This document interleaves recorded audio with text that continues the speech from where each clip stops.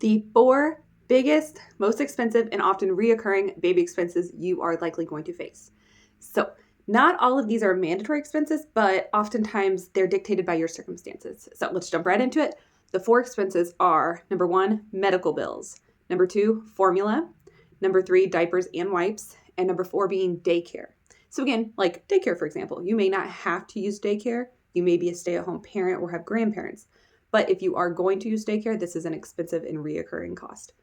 So let's jump back into each one specifically. Number 1, medical bills. What I recommend you do is look into your insurance. Look into what is your max out of pocket. What is your deductible? Talk to your insurance. Call your insurance company and ask them to explain these numbers to you. Make sure you're on the right plan. Ideally, before you become pregnant, or if you're on your husband's plan, make sure it's the best one possible to pay as little as possible during this time.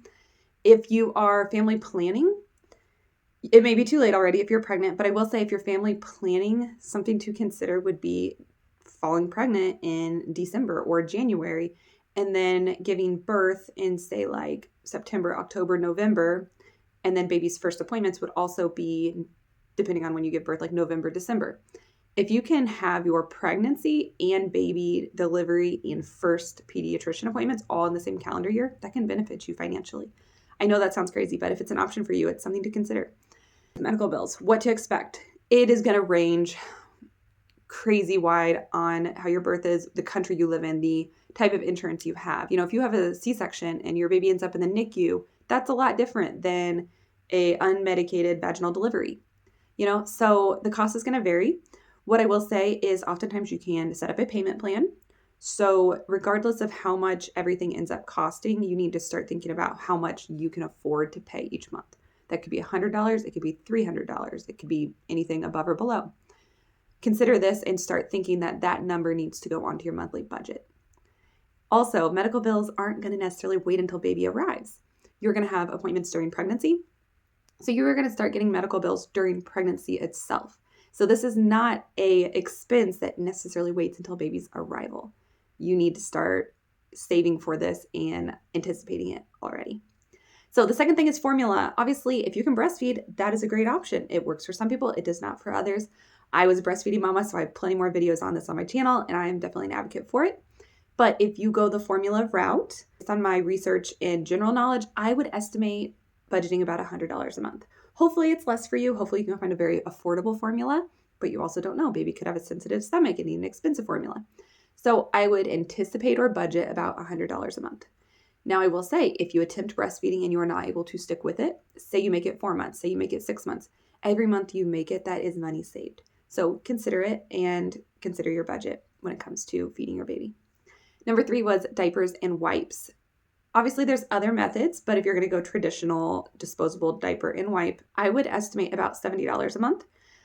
Ideally, once again, you can find generic brands and very affordable options. However, your baby could have sensitivity and need a nicer brand or a more specific brand or wipe brand. Now, there's cloth diapering options and there's elimination communication.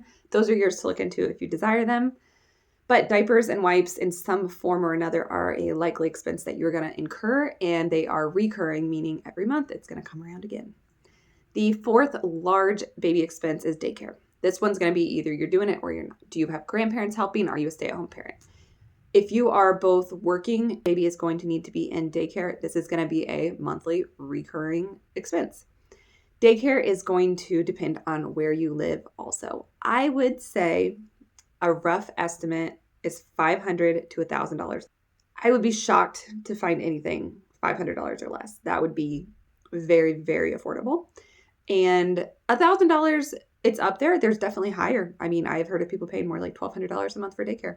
It is expensive. Hopefully you can find something in the middle that is manageable, but expect daycare to be high. Look at your job and if it's worth you being a stay-at-home mom potentially. Also reach out to the grandparents, aunts and uncles, anybody that is available, and see if maybe they would even consider a day or two, and maybe you could find a part-time daycare situation. Another thing you could do is if you or your partner does shift work, alternating your shifts to where you can cover caring for your baby as much as possible and avoid daycare as much as possible. But again, it's completely up to you. My point being, these 4 things are what you need to start budgeting for immediately, start thinking about immediately. Some of them are going to come sooner than others. Medical bills, for example, they're coming already possibly. Whereas the daycare, that might not be until about 2 or 3 months postpartum. But start saving for them, start putting money away. I know some people during their pregnancies, every time they go to the grocery store, they will buy diapers or wipes and start stockpiling and saving that up for later so they're not as bombarded. So any little bit you can do helps. These are those 4 big expenses, though, that you need to really consider when you are having a baby. These are the ones that they're the ones that sting. They're the recurring and costly ones. Now, some ways that you can try to help your baby budget. Consider avoiding some expensive items that you don't actually need. Remember, needs and wants are different. For example, I did not purchase a bassinet for my baby. I didn't want one. My baby started out in the crib from day one. We went the crib route. Why pay for a bassinet and a crib?